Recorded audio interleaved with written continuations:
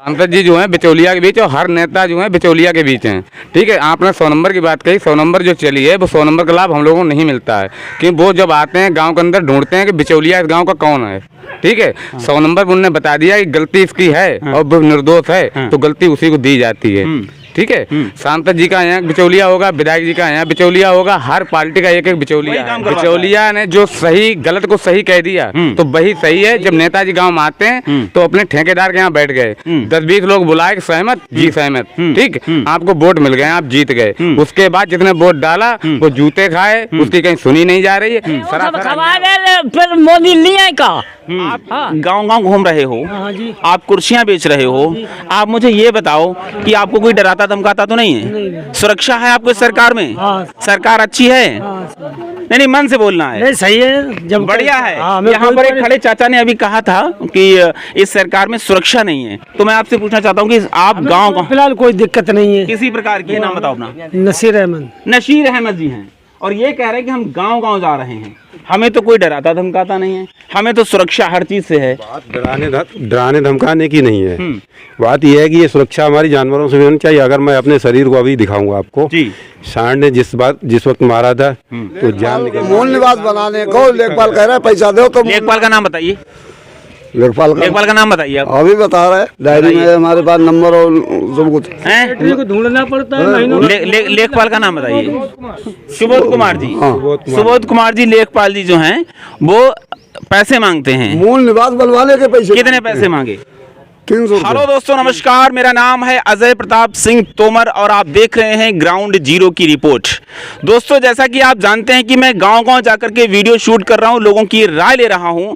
2024 का जो लोकसभा चुनाव आ रहा है, मई में प्रस्तावित है और जल्द ही लोकसभा की जो है घोषणा होने वाली चुनाव की।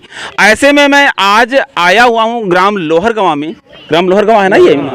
ग्राम लोहरगंवा की जनता जनार्दन से, यहाँ पर युवा भी हैं, बुजुर्ग भी हैं, भाई लोग हैं, सभी लोग, इन सभी से मैं वार्तालाप करने वाला हूं 2024 के लोकसभा के चुनाव को लेकर के कि आखिरकार वो वोट करेंगे तो किस आधार पर वोट करेंगे, किसको वोट करेंगे, किसकी सरकार अच्छी है और किन मुद्दों को लेकर के वो वोट करने वाले हैं। 2024 का मई में लोकसभा चुनाव प्रस्तावित है। ऐसे में आप ये बताओ मुझे कि वोट जो करेंगे आप, वो किन मुद्दों पर वोट करने वाले हैं? कौन से मुद्दे आपको अच्छे लग रहे हैं जो आप उन पर वोट करेंगे? जनता की मोदी के कुछ काम ऐसे अच्छे हैं जी, जिनके आधार पर हम सपोर्ट करेंगे। मुझे ये बताओ कि 2024 के लोकसभा के चुनाव में आप वोट करेंगे, किस मुद्दे को लेकर वोट करेंगे? आपको लगता है कि यही सरकार वापस आनी चाहिए या सरकार बदलनी चाहिए? हाँ, यही आना चाहिए। यही आनी चाहिए। हाँ। यही आनी चाहिए। यही आनी चाहिए। समय का आता है। किस आधार पर वोट करने वाले, किसको? आधार पर करेंगे कि जैसे गाय वाली समस्या सबसे बड़ी है पूरे गांव में, क्या पूरे भारत की समस्या है ये। दूसरी चीज जो 2000 वाली समस्या, 2000 से गुजारा होने वाला नहीं है किसान का। 5 किलो अन्न से गुजारा होने वाला नहीं है जी। 5 किलो अन्न से क्या हो जाएगा? तो आपके अनुसार योजनाएं जो हैं मोदी जी की, वो सिस्टम बंद किया जाए, गाय पे कोई कार्रवाई की जाए, योजना बनाई जाए। गेहूँ सब खवा ले, फिर मोदी लिए का। हाँ,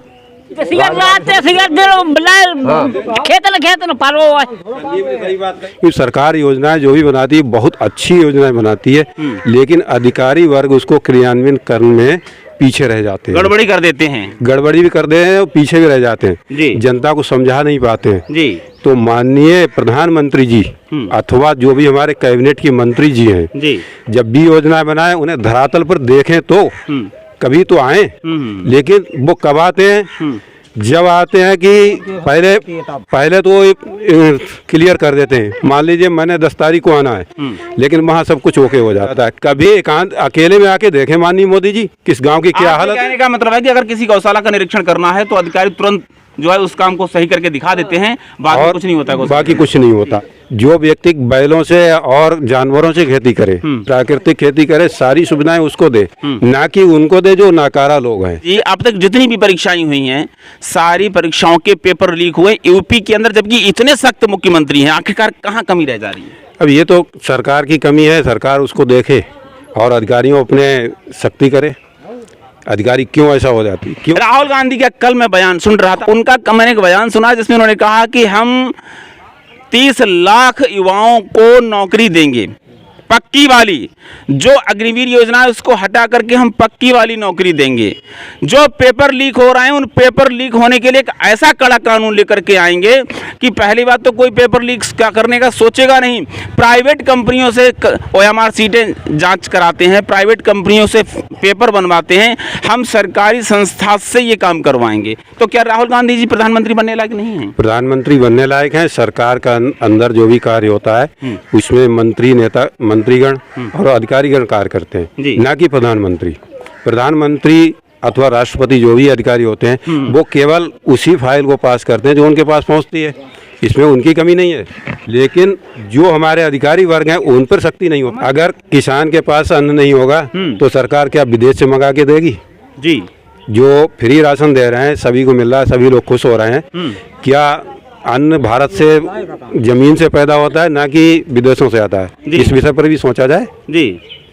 तो अन्न की बात तो सही है और सरकार में कमियां नहीं होती हैं, नीतियां बनाई जाती हैं, उनका निर्धारण करना और क्रियान्वयन करना मेन काम होता है। अधिकारी और कर्मचारी होते हैं सरकार की योजनाओं को धरातल पर लाकर के क्रियान्वित कर पाते हैं सही से नहीं, ये मायने रखता है। हाँ, नहीं कर पाते हैं। जी जी जी। कोई भी क्रियान्वयन कम होता है, कोई ज़्यादा होता है, जिसमें और भ्रष्टाचार पे बात की जाए तो सरकार स्वयं भ्रष्टाचार करवा रही है। सरकार क्यों? ये तो बड़ा गहन आरोप लगा रहे हैं। बिल्कुल सरकार के ऊपर ही आरोप है। आज तक जितनी भी सरकारें हुई कहीं न कहीं भ्रष्टाचार होता रहा है। ये कहा जाता है कि भारतीय जनता पार्टी भ्रष्टाचार मुक्त सरकार है। भ्रष्टाचारियों को उन्होंने पहुंचा दिया सींचे के अंदर, जेल के अंदर डाला है। बड़े बड़े अपराधियों को उन्होंने, यदि सरकार इस विषय पाए सुरक्षा की गारंटी दे तो मैं गिनाता हूँ हमारे यहाँ, मैं अपने गाँव में रहता हूँ, मुझे गाँव के पता है, मुझे सारे विश्व के नहीं पता है।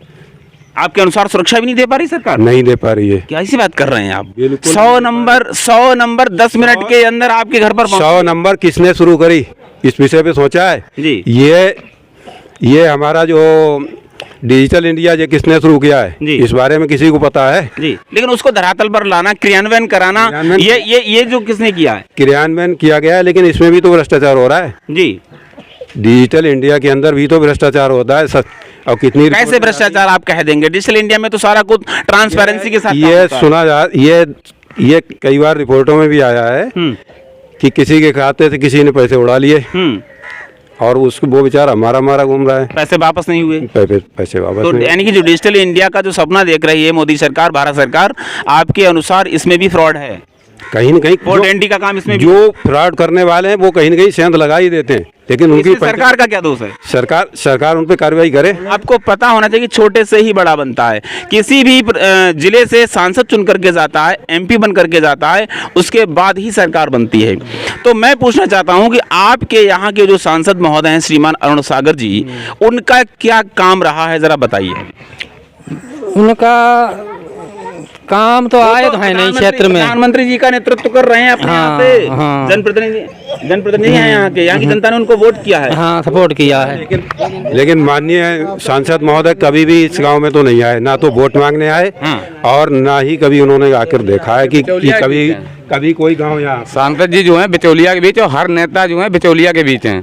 ठीक है, आपने 100 नंबर की बात कही। 100 नंबर जो चली है वो 100 नंबर का लाभ हम लोगों को नहीं मिलता है, क्योंकि वो जब आते हैं गांव के अंदर ढूंढते हैं कि बिचौलिया इस गांव का कौन है।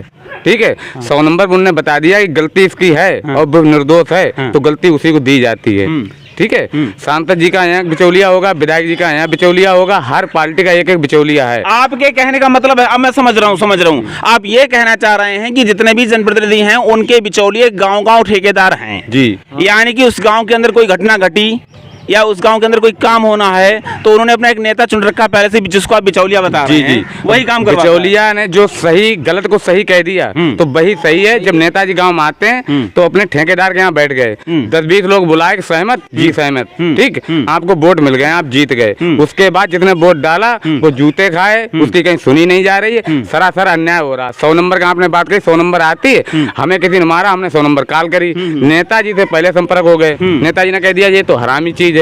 ठीक है, हम पिटे भी, हम हरामी भी हैं, हम पे 5 रुपए भी चाहिए, हमने वोट भी डालें, और नेताजी की सम्मान हो रहा। वोट नेताजी अपना मनचाहे 50,000 गिनाते हैं, वोट डालते हैं। एक जो ना माने इस पार्टी को, वो नेताजी हम सांसद जी हों, विधायक जी हों, जो हमें बुलवा के हमसे बात करें, हम बता देंगे, उनके ठेकेदारों के नाम गिना देंगे। बिल्कुल बिल्कुल बिल्कुल। देखो, एक बहुत बड़ा आरोप आप लगा रहे हैं और मुझे ऐसा लग रहा है कि ये इस चीज को जनप्रतिनिधियों को भी ध्यान देना चाहिए कि जो जनप्रतिनिधि जिनको जनता, आम जनता वोट करती है, और ऐसे जनप्रतिनिधि क्या करते हैं कि गांव में उन्होंने अपना एक ठेकेदार बना दिया। भैया की बात से मैं इस बात से कुछ सहमत हूं कि ठेकेदार बना दिया कि फला के यहाँ आए और वहीं से उठ करके आप चले गए। आपको वोट तो पूरे गांव ने किया, पूरी जनता ने किया। कायदा ये कहता है कि आप पूरे गांव में घूमिए, जनता की समस्याओं को सुनिए, और अगर आप गांव में नहीं घूमने का आपके पास समय, मैं मानता हूं कि आपके पास वक्त की कमी होती है, तो आप कम से कम जो आप अपनी समस्या लेकर के पहुंच रहा है आपके पास और आपका ही आदमी है, और कुछ बिचौलियों ने अगर बहका दिया है, कान भर दिए हैं और आपको लगने लगा कि ये बंदा हमारा है ही नहीं, ये होता है कई बार। इस चीज को मैं भी स्वीकार करता हूं, मानता हूं मैं। ये तो नेताओं को और जनप्रतिनिधियों को सोचना चाहिए कौन हमारा है, और फिर नेता बनने के बाद आप सभी के नेता हैं, एक के नेता नहीं है। आपके दरबार पर जो आया है उसकी समस्या को सुनने का और समाधान करने का आपका कार्य है। ऐसा तो नहीं कि आपने हमें वोट नहीं दिया तो हम आपका काम नहीं करेंगे।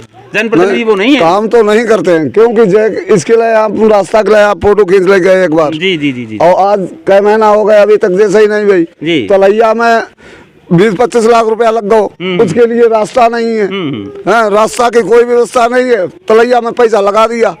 वो प्रधान लोकल की समस्या, इस समस्या को लेकर के मेरे पास भी लोगों ने कहा था कि यहाँ वीडियो बनाई, इसकी फोटोग्राफी मैं करके ले गया था। ये तो बात निश्चित है, मैंने वीडियो नहीं बनाया था, बट मैं फोटोग्राफी करके ले गया था। पता लगा यहाँ फिलहाल नाली बन गई, ये तो अच्छा काम हो गया, लेकिन खड़ंजा भी बनना चाहिए। ग्राम लोहरगवां बहुत बड़ा गाँव है, और यहाँ की जनता जनार्दन की भी सबसे बड़ी डिमांड यही है कि हम किसी चीज़ से इतना परेशानी, जितना गायों से परेशान। मैं हर वीडियो में हर बार यही चिल्लाता रहता हूँ कि गायों की समस्या का समाधान सरकार करवा दे। सरकार से अन्य कोई भी प्रॉब्लम यहाँ पर जनता को नहीं है। तो दोस्तों, मैं था ग्राम लोहरगवां में, और इस प्रकार के वीडियोस मैं लगातार शूट करता रहता हूं, देता रहता हूं। हर दिन नया वीडियो देता हूं, हर दिन नए गांव में जाता हूं। आज था मैं लोहरगवां में। आपकी इस वीडियो के ऊपर क्या राय है? जनता जनार्दन की राय को आपने सुन ही लिया है। कमेंट सेक्शन में जाइए और टाइप करके हमें ज़रूर बताइए। मिलता हूँ अगले वीडियो में किसी नए गाँव में, तब तक के लिए जय हिंद, वंदे।